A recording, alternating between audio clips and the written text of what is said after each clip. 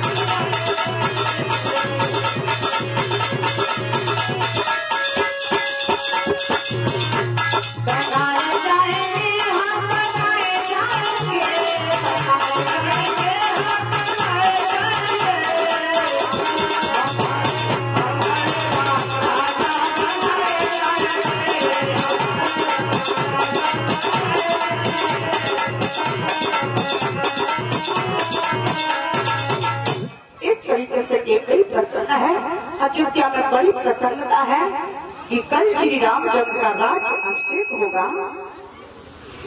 इधर जो है सुबह होते ही जैसे ही मनसा दासी जगी और उसने नगर में चहल पहल देखी, उसकी बुद्धि पर सरस्वती विराजमान हो गई है, उसकी बुद्धि विपरीत हो गई है।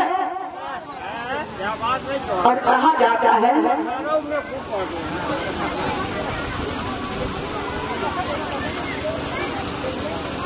कि इंसान कभी कार्य गलत नहीं करता है। भगवान जैसा चाहते हैं वैसा ही जीव को नचाते हैं और कहते हैं कि भगवान को नचाता है और भगवान भक्त को नचाते हैं। किस तरह भगवान कहते हैं कि भगवान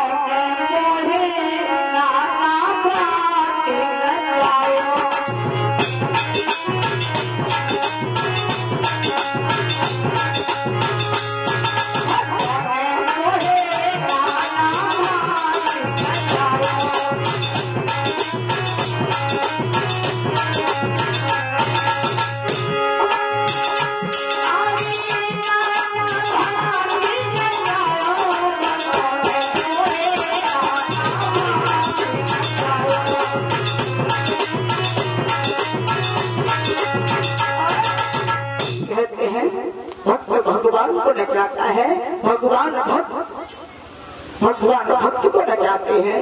भगवान कहते हैं कि जो मोय भज भजे हम ताको पल क्षण भूलत ना संकट ईद न साएंगे रे, और जो मोय भूल एक जग ताय हम भूले सो और जो मोय भजे एक जग ताय भजे हम सात जग। तो भगवान को यदि आप भजोगे तो भगवान भी तुम्हें बार बार भजेंगे। श्री सुखदेव जी कहते हैं राजा परीक्षित इधर मनसा नाम की दासी नगर वालों से पूछने लगी है, भला नगर वासियों ये बताइए कि अयोध्या में आज इतनी चहल पहल क्यों है, सब इतने खुशी नजर क्यों आ रहे हैं, कारण क्या है कि क्या आप लोग मुझे बता नहीं सकते हैं? सभी ये बात सुनकर के कहने लगे हैं, दासी तुझे पता नहीं है क्या? कल श्री रामचंद्र यहाँ पर राजा बनेंगे और राम राजा बनने की तैयारी चल रही है और तू कहाँ सोई हुई थी जो तुझे कुछ पता ही नहीं था? दासी कहने लगी, अच्छा तो मुझे तो कुछ पता ही नहीं था। ये सोचते हुए दासी मनसा जा करके केकई के भवन में पहुंची। केकई ने जैसे ही दासी मनसा को देखा और कहने लगी, दासी आओ, ठीक तो है ना? दासी कहने लगी, ठीक नहीं हो, ठीक होती तो तेरे पास आई आती, ठीक ही तो नहीं है। कहने लगी, केकई कहने लगी, क्या बात है, मैं समझी नहीं। दासी कहने लगी, तू समझ भी नहीं पाएगी क्योंकि तू इतनी बाबरी है, भोली, तब तक सब कुछ लग जाएगा, तब तक तू समझेगी नहीं। कहने लगी, बताओ तो सही क्या बात है। दासी कहने लगी, सुनो केकई, मुझे पता चला है कि कल सुबह होते ही राम राजा बना दिए जाएंगे। राम केकई कहने लगी, तो इसमें क्या बड़ी बात है? ये तो बहुत अच्छी बात है कि हमारे प्यारे राम भरत से भी प्यारे हैं मुझे राम। तुझे पता नहीं है, राम मुझे प्राणों से भी प्रिय है। कल राम राजा बनेंगे तो मैं भी बहुत अच्छे आभूषण पहनूंगी, इतना सजूंगी कि राम पर जब पुष्पों की वृष्टि करूंगी सब लोग देखते रह जाएंगे अयोध्या वाले।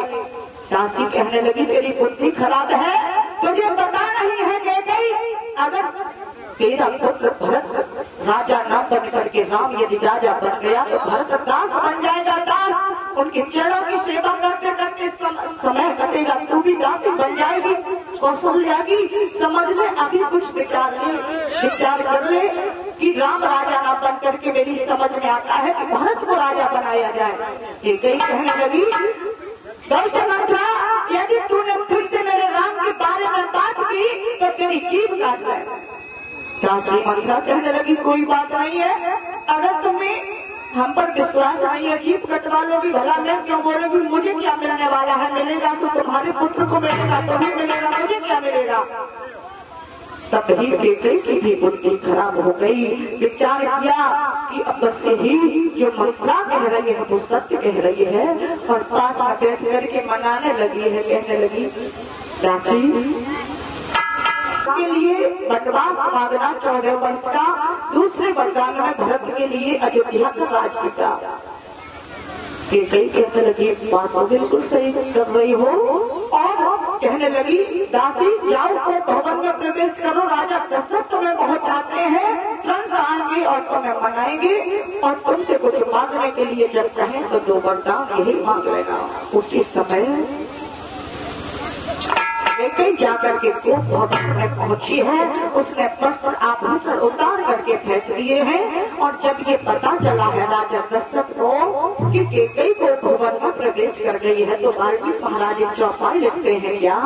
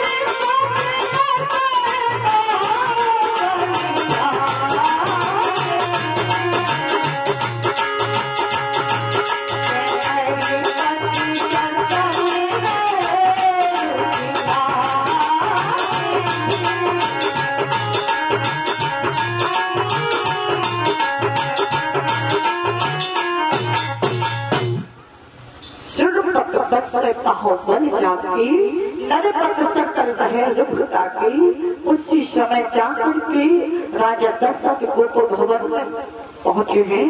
केकई को जमीन पर पड़े देखा है, वस्त्र आभूषण अलग पड़े हुए हैं। ऐसी अवस्था में देख करके राजा दशरथ घबराने लगे और जाकर के राजा दशरथ केकई के पैरों के पास बैठ गए, चरणों के पास, और बार बार जो है उसके चरणों पर हाथ फेरते हैं, कहते केकई तूने क्या किया? तूने वो भवन में प्रवेश क्यों किया है? अरे तू मुझसे दिल खोल के कहो कि अगर किसी ने तुझसे अंगुली चलाई हो तो उसके हाथ कटवा लूं, किसी ने आंख चलाई हो तो उसके दोनों नेत्र निकलवा लूं, अगर किसी ने तुझसे जिब्बिया चलाई हो तो उसकी जीभ कटवा लूं। मुझसे तो खुल करके कहो के गई। उसके समय के गई उठ करके बैठ गई और कहने लगी मुझसे किसी ने कुछ नहीं कहा है। राजा दशरथ कहने लगे फिर क्या हुआ है? तुम क्या चाहती हो? भला वस्त्र आभूषण पहन करो, तुम ऐसी अच्छी नहीं लगती हो, मैं तुम्हें प्राणों से चाहना चाहता हूँ। केकई क्या बात है? अपनी बात खुल करके क्यों नहीं कहती हो? उसी समय केकई कहने लगी महाराज मैं तुमसे आज समय के आने पर कुछ मांगना चाहती हूँ, इसीलिए मैंने क्रूर भवन में प्रवेश किया है। राजा दशरथ कहने लगी क्या चाहती हो केकई? मैं अवश्य ही तुम्हें जो भी मांगोगी अवश्य ही दूंगा। केकई कहने लगी ऐसे नहीं मांग सकती हूँ। क्यों? आपको पता है कि हमारे 2 वरदान आपके पास धरोहर में रखे हुए हैं, मैं उन 2 वरदानों को समय आने पर मांगना चाहती हूँ। राजा दशरथ कहने लगी 1 वरदान नहीं, 2 वरदान नहीं, 10 वरदानों की भी कौन कहे? अवश्य ही केकई मांगो। क्या चाहती हो उन वरदानों में? केकई कहने लगी ऐसे विश्वास नहीं कर सकते हो, क्योंकि ना जाने तुम क्षण में ही पलट जाओ। पहले 3 बार प्रवाचा करो, उसके बाद सत्य शपथ काम की सौगंध खाओ, तब ही मैं तुमसे मांग सकती हूँ, अन्यथा नहीं मांगूंगी। तब राजा दशरथ कहने लगे केकई सुनो हमारी बात, हम रघुवंशी हैं और रघुवंशी कभी झूठ नहीं कहता है। सुनो केकई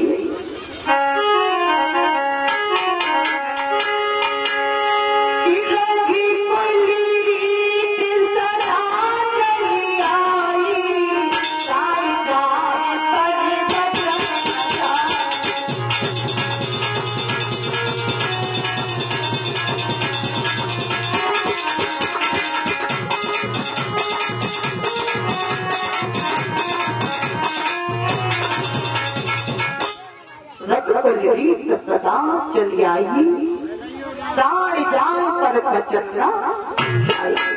हमारी प्राण बेशक ही चले जाएंगे कहीं, लेकिन कभी वचन झूठ नहीं बोलते हैं। जो कह देते हैं वो करते हैं। हमसे दिल खोल करके मांगोगे कि क्या चाहती हो? उन वरदानों में अवश्य ही मांग लो। केकई कहने लगी महाराज तुम्हें तो पता है जब देवासुर संग्राम हुआ था उस समय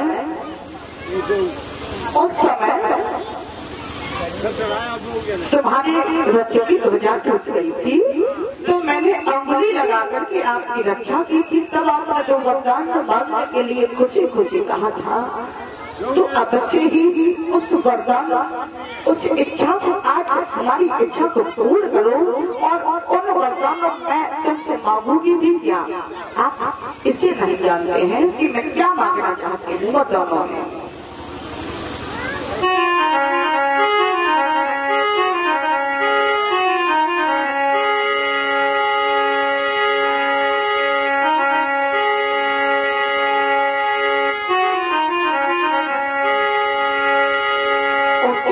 पहले वरदान केकई कहने लगे हैं कि पहला वरदान है हमारा भरत को राज्य दिलाए। उसी समय राजा दशरथ कहने लगे हैं रानी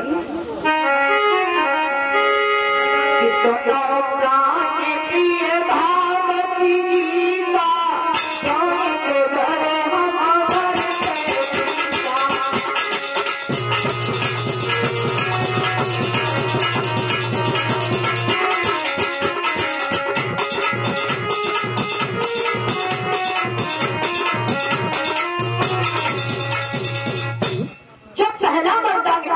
कहा पहला वरदान हम तुमसे मांगते हैं भरत के लिए अयोध्या का राज्य। राजा दशरथ कहने लगे हैं कि सुनो प्राण जी का और